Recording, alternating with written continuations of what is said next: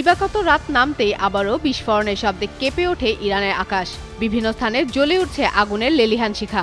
একের পর এক বিস্ফোরণে রাত জুড়ে আতঙ্ক ছড়িয়ে পড়ে বিভিন্ন এলাকায়। টানা সপ্তম রাতের মতো যুক্তরাষ্ট্রের হামলায় নতুন করে উত্তপ্ত হয়ে ওঠে ইরানের ভূখণ্ড।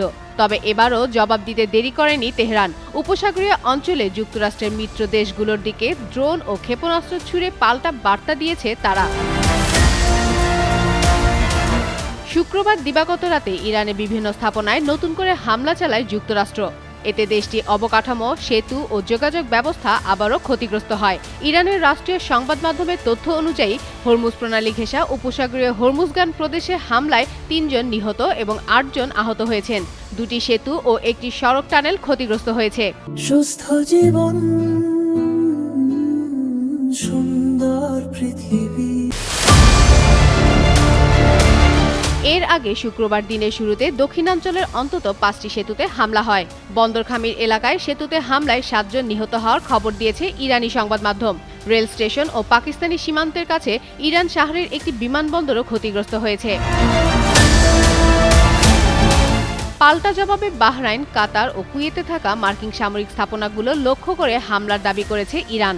একই সঙ্গে ভারত মহাসাগরের উত্তরে অবস্থানরত একটি মার্কিন জাহাজেও হামলার কথা জানিয়েছে তেহরান। কুয়েত জানিয়েছে ইরানের হামলায় একটি বিদ্যুৎ কেন্দ্র ও একটি পানি বিশুদ্ধকরণ কেন্দ্র ক্ষতিগ্রস্ত হয়েছে। পরে দেশটির সামরিক বাহিনী ড্রোন হামলা প্রতিহত করার কথা জানায়।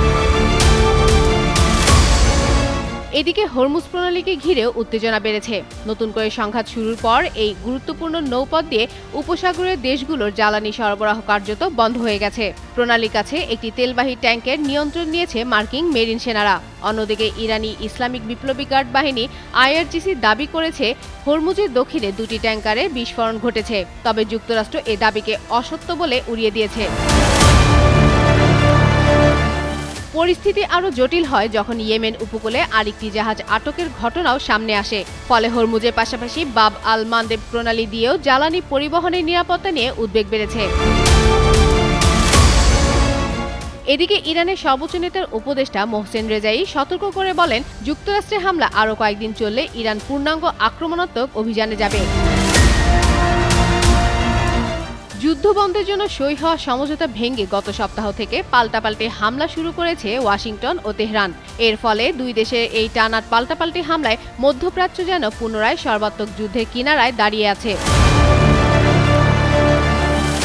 ফাতেমা ফাতেহ জান, যুগান্তর নিউজ।